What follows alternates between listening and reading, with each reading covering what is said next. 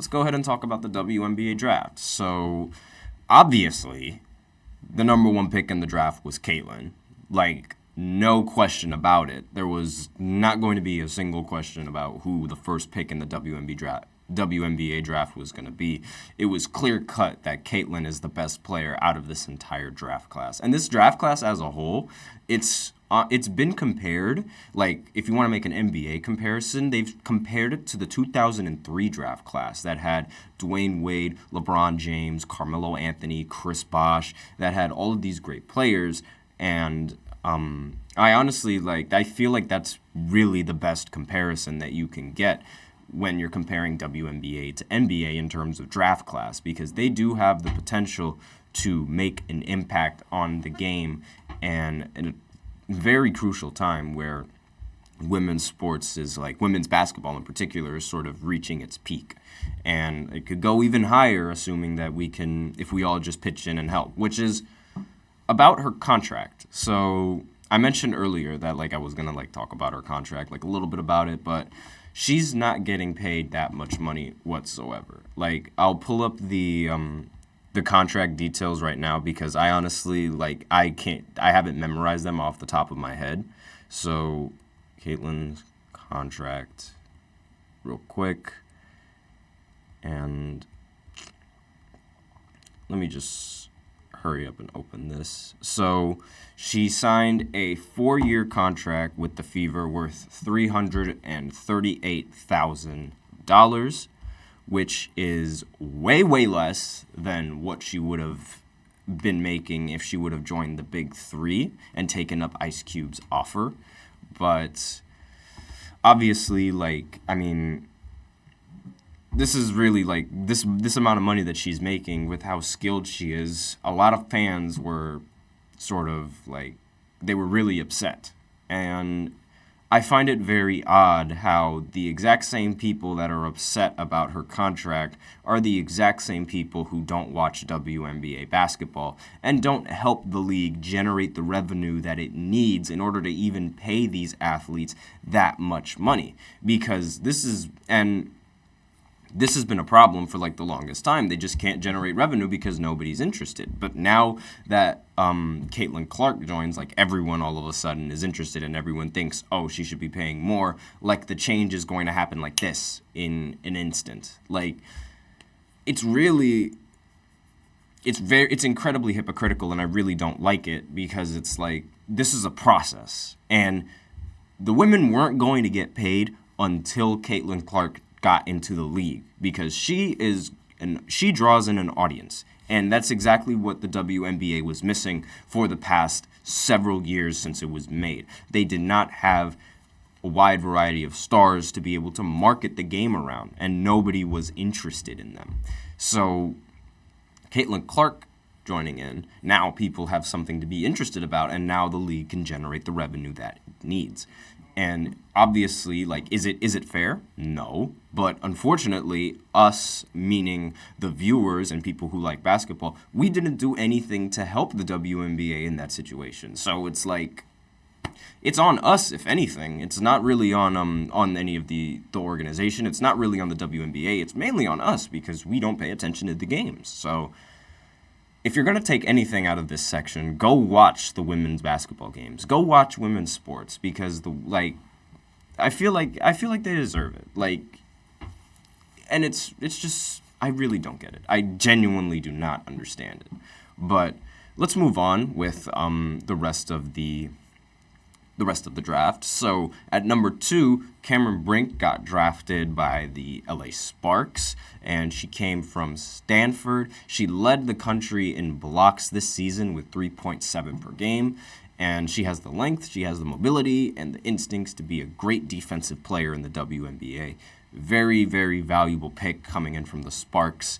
So next on the list is Camila Cardoso, from South Carolina. She was the center that was seen chatting with Angel Reese, and there were some questions about what she would do. Why do the lights keep turning off in this room?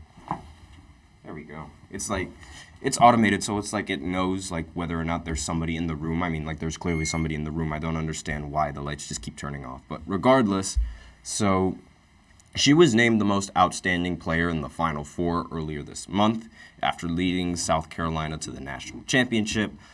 Obviously, she was going to be drafted high overall, and it was really difficult for a lot of the the college basketball players to get a rebound over her, especially in the finals against Iowa, where literally nobody could outboard her. And next on the list is Rickea Jackson from Tennessee. She joins the Los Angeles Sparks, drafted by the Los Angeles Sparks. So they got their center at number 2, the Sparks, and now they get one of the best wings in the class with Rickea Jackson. And she was an elite scorer at Tennessee and should only have an easier time putting the ball in the basket with the amount of spacing that she'll have in the professional level.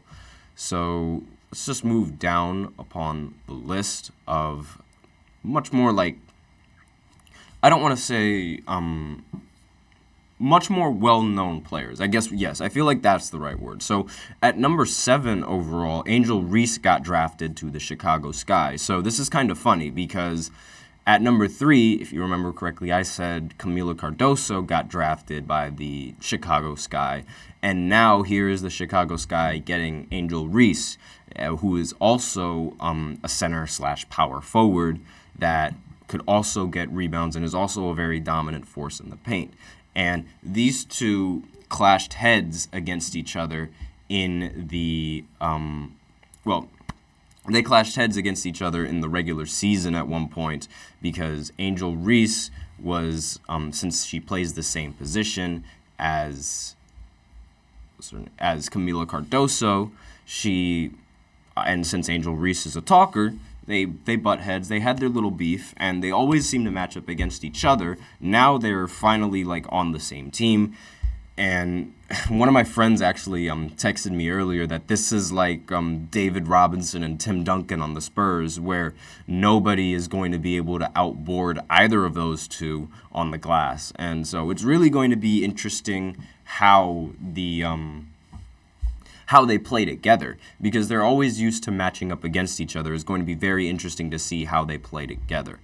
And let's see. So I skipped through like the number 5th and the 6th pick just because I wanted to get to Angel Reese and talk about that.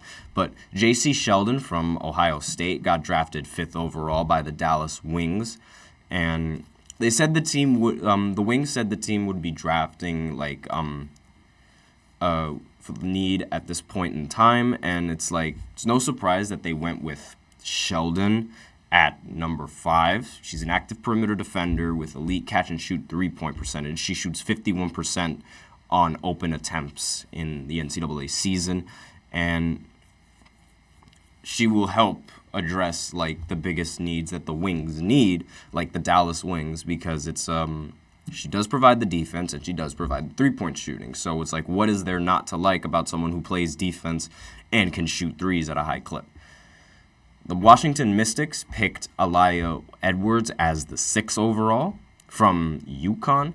Now, it was a really bad offseason for the Mystics. They lost Natasha Cloud in free agency and saw Elena Delle Donne step away from the game. So Edwards is a very, very good piece of the puzzle and a great addition to the team, something that they definitely needed.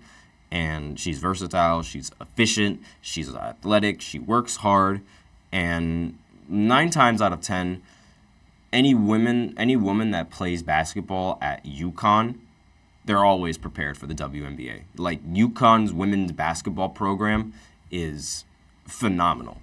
Now, going through the number 7th pick, so I already talked about Angel Reese. Number 8th pick was Alyssa Pilley from Utah. Again, forgive me if I botched that last name. She got drafted by the Minnesota Lynx. So it's the first big hinge point of the draft.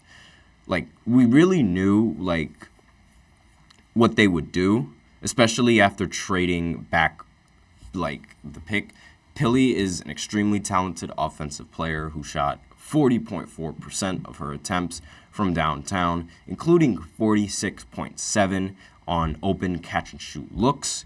Now, the real question is whether she can hold up on the other side of the ball, since she is a relatively undersized forward. So that's the only question for that pick. Next, on the number 9th pick, the Dallas Wings drafted Carla Lady. Forgive me if I botched that last name. So it's not really a surprise here. The Wings went with a draft and stash pick at number 9. Bibb was extremely complimentary of Lady during a call with the media earlier this month, calling her an elite penetrator who is really strong in terms of seeing the courts. Those were her quotes. But it's unclear if she'll come over to the WNBA. But she is a talented young guard for the future. And at 10th, Layla Lacan was drafted by the Connecticut Sun. And Lacan is arguably the best guard prospect in the class. Felt like I had to sneeze for a second. My bad. But Lacan is outside of Caitlin Clark, she's arguably the best guard in the entire draft class. Again, aside from Caitlin. But no one was confident about where she would be drafted given her age and the fact that the French Federation is not super amenable to the WNBA schedule. So it's unclear when she'll come over, but at this point in the draft, it's worthwhile gambling for the Sun. And if everything works out, she could be a very, very huge steal for the Connecticut Sun. But aside from that, that's basically the top 10. If I go through all of the other picks all the way down to 36, then we will be here forever. So with that, we are out of time for this first segment, and now I will go ahead and pivot on to Team USA Basketball, where I talk about the final rosters that they finally been updated, and there's one spot available, so I will just give my opinions on who I think is good enough to take that final spot. So I will be right back after this short break.